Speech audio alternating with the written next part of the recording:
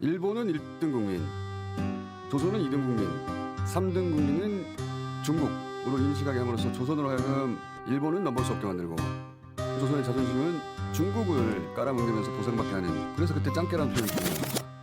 박근혜 탄핵이 이들에게 교훈이 된 게 아니라 독이 됐어요. 보니까 이들은 박근혜가 최순실을 인정하면서부터 탄핵이 된 거라고 생각하거든요.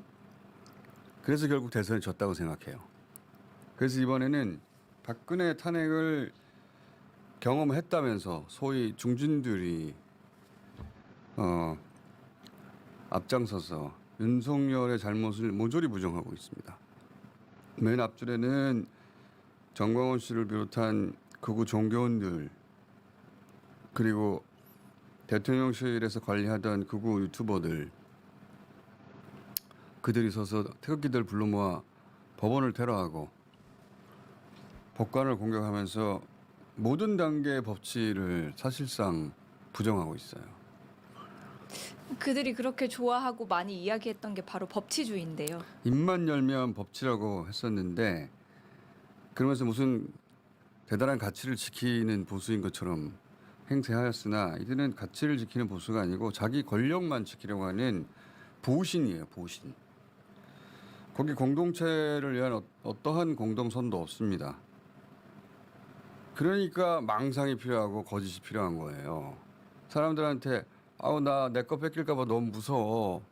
그러니까 당신들이 좀 나서줘. 이렇게 진실 있는 그대로 말하면 누가 나서겠어요.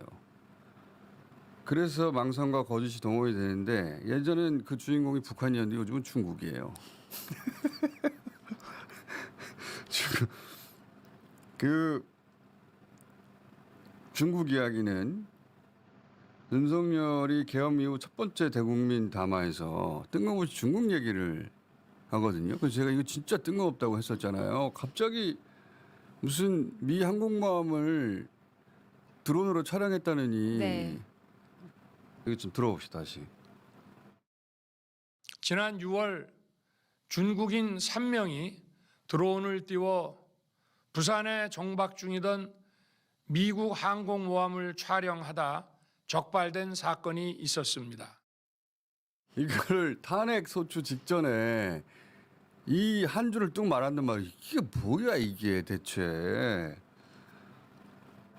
그런데 이건 서막이었고, 본인의 담화 마지막에도 또 중국 얘기를 한 번 더 하긴 해요. 예, 이거는 담화 하던 날 제가 이게 뭐냐고 했었는데 잠깐 봅시다. 또 망국적 국헌 문란 세력이 이 나라를 지배한다면 중국산 태양광 시설들이 전국의 산림을 파괴할 것입니다.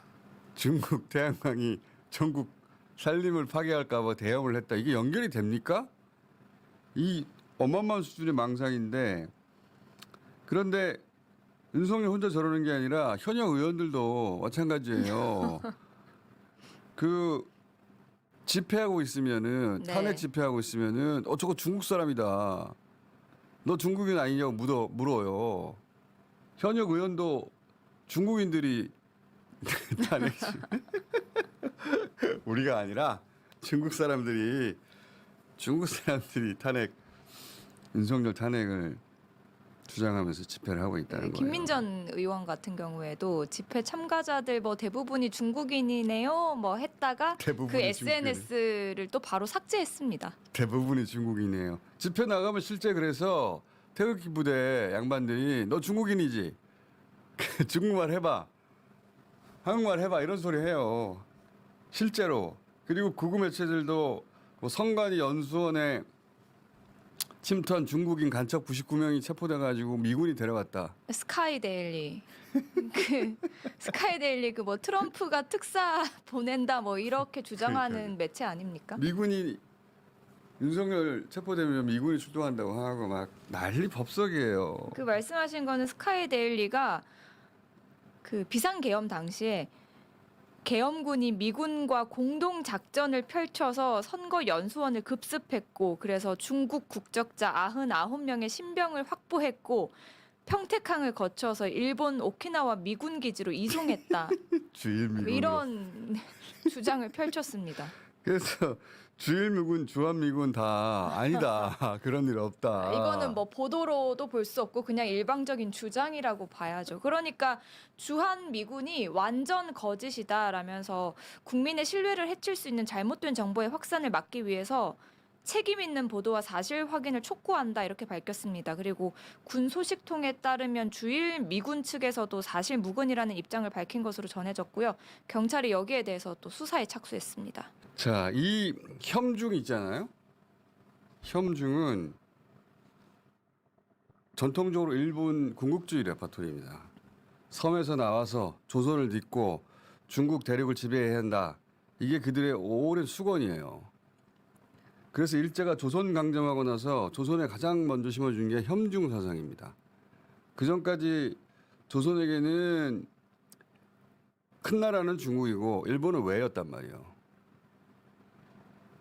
일제가 조선을 중국 진출의 교두보 혐중 국가화하기 위해서 일본은 1등 국민, 조선은 2등 국민, 3등 국민은 중국으로 인식하게 함으로써 조선으로 하여금 일본은 넘볼 수 없게 만들고, 그리고 대신 상처받은 조선의 자존심은 중국을 깔아뭉개면서 보상받게 하는 그런 전술을 썼고, 그래서 그때 짱깨라는 표현도 등장합니다.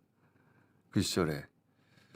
근데 요즘 우리 극우들이 혐중을 갑자기 대통령부터 외치고 있잖아요. 이거 일본 극우의 전략이라고 저는 개인적으로 봅니다. 우리가 혐중 국가가 돼서 얻을 수 있는 거는 우리는 없어요. 경제적으로도 없고. 이미 윤석열 경제가 입증했잖아요. 근데 일본 극우는 우리가 혐중 국가가 되면 나쁠 게 하나도 없어요. 중국과 우리 교육이 망가질수록 일본 기업이 대체할 기회가 늘어나고, 그리고 우리 국군이 대중국 전선의 용병 역할을 일본 입장에서는 하게 되는 것이고,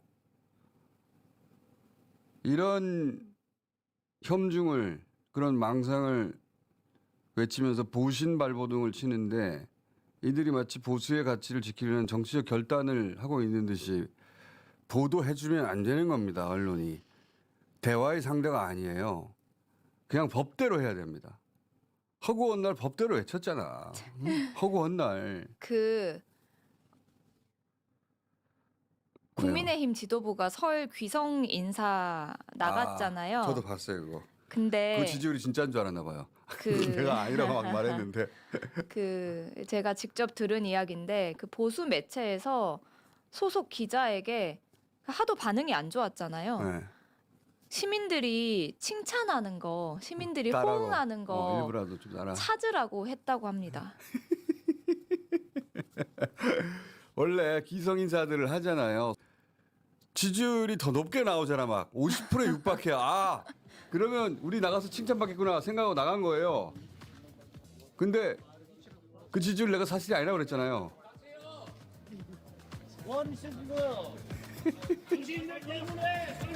그럼 이거를 있는 그대로 보도를 해야죠. 왜 칭찬하는 걸 찾으라고 합니까? 굳이 칭찬하지도 않는데. 제가 어느 매체인지도 밝히고 싶은데.